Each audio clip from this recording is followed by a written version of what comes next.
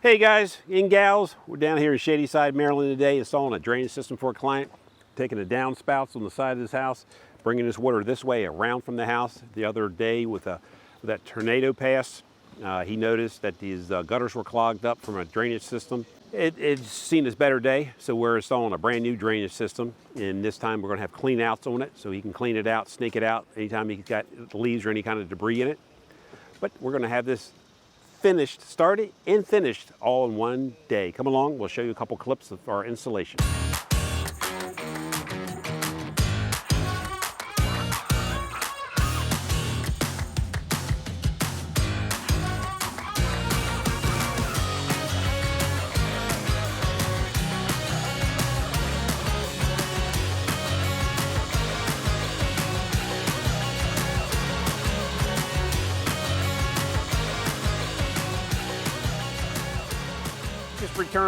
Just returning from Shadyside, Maryland. We just finished up a small little drainage installation for a good client.